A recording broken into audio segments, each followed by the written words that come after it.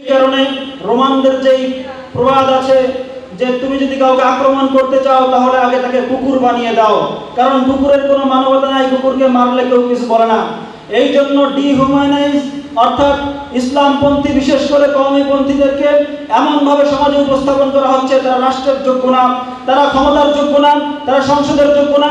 আমি স্পষ্ট ভাষায় বলতে চাই, আমরা যে ইসলামী রাষ্ট্র প্রতিষ্ঠা করতে চাই, ইসলামী বিচার ব্যবস্থা, ইসলামী অর্থ ব্যবস্থা, অসর খরাজ, এই সমস্ত ব্যবস্থা, এরপরে ন্যায় বিচার, আন্তর্জাতিক ব্যবস্থা, সামাজিক ব্যবস্থা, এ যদি আপনার ইসলাম করতে হয় তাহলে কওমি মাদ্রাসার উলামায়ে কিরাম ছাড়া কোশ্চিনকালেও সম্ভব নয়।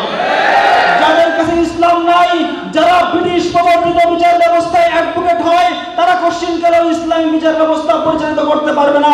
যারা পুঁজিবাদী সমাজ ব্যবস্থায় অর্থনীতি পড়েন, তারা ইসলামী অর্থ ব্যবস্থা পরিচালিত করতে পারবে না।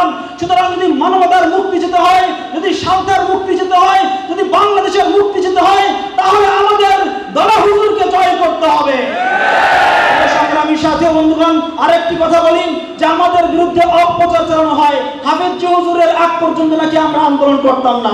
তাহলে নিজাম ইসলাম পার্টির 64 জন এমপি কোত্থেকে আসলো 1954 সালে? 1980 সালে হাফেজ হুজুর রাজনীতি এসেছেন, এর আগে উলামায়ে কিরাম রাজনীতি করেছে।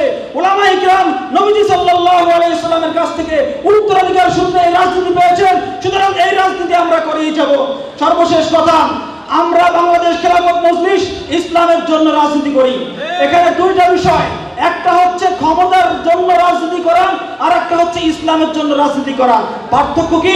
পার্থক্য হলো যারা ইসলামের জন্য রাজনীতি করেন তারা কোশ্চিন কালাম আমেরিকার দাসত্ব মানবে না, যারা ইসলামের জন্য রাজনীতি করেন তারা ভারতের দাসত্ব মানবে না, যারা ইসলামের জন্য রাজনীতি করেন তারা রাশিয়ার দাসত্ব মানবে না, তারা পূজা মণ্ডপে যাবে না, তারা পর্দা নিয়ে উল্টাপাল্টা কথা বলবে না, তারা শরিয়া আইনের বিরুদ্ধে কথা বলতে পারবে না।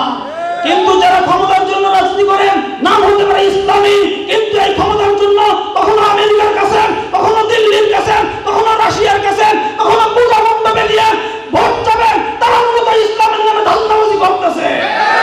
এই জন্য আমরা ইসলাম চাই না, ক্ষমতা চাই।